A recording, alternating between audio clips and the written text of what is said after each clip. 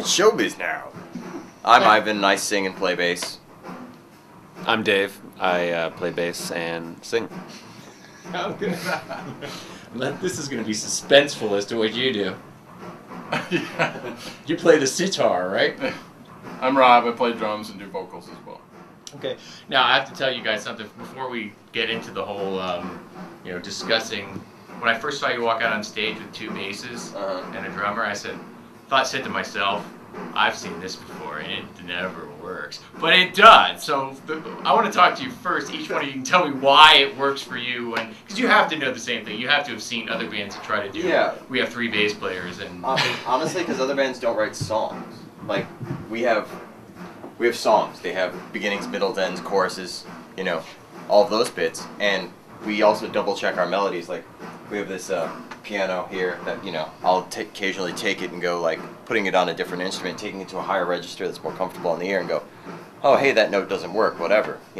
Our songs are also like poppy. They're pretty tightly wound. so you take time with what? Ooh, I'm mic'd. Yeah. You take time with me what you're too. doing. What do you What is the keyboard you're using here? This is a what is this? Does it say? Some old It's a Kurzweil. Yeah, it's a practice piano that I got off a friend, and as you can tell, I'm really good with the notes because I wrote them all You down. wrote them up. No, that's kind of sad. It's just different when you're the reach on bass versus when you reach on piano. Yeah, make sure everybody loves that. But it keeps me, when I just need to double check a melody real quick, I play with one hand, one finger at a time. Not a piano player at all. This is actually my like pride and joy when it comes to piano. Little Toys R Us purchase. But we've used this on recording, and we'll probably use this on recording more than any other keyed instrument. Okay, well let's go back to the question before. Why does it work?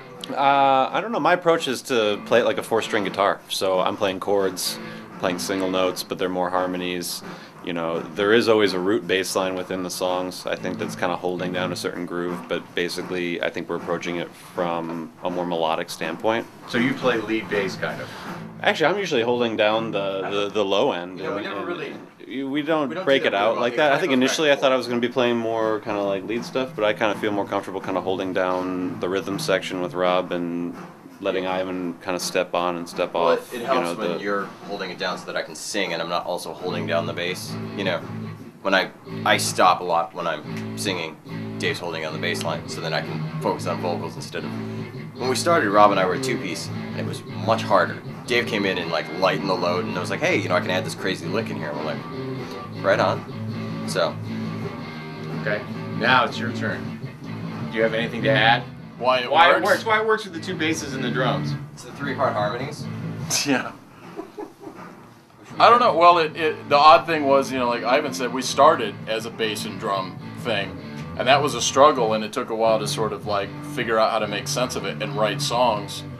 And when we brought Dave in, we sort of, I don't think we really changed the way we wrote and how that worked. So it works with 2 basses because it worked with 1. And it wasn't like adding the extra bass wasn't a matter of like, oh, let's add a bunch of crap on top of what we're already doing. It was basically, let's create some more dynamics, let's lighten Ivan's load a little bit and just sort of flesh it out a little bit more. But it wasn't a matter of, add 4 more tracks on top of it, or let's do a bunch of solos or something. I think when Dave came in, we started playing 2 basses kind of at the same time, and it sounded like B-52 bombers going overhead. It was ridiculous. And so we just kind of took the 1 bass line and sort of divided it, so we'll be playing the same notes at the same time in like, say, a chorus, just for like added power, but a lot of times we'll strip out.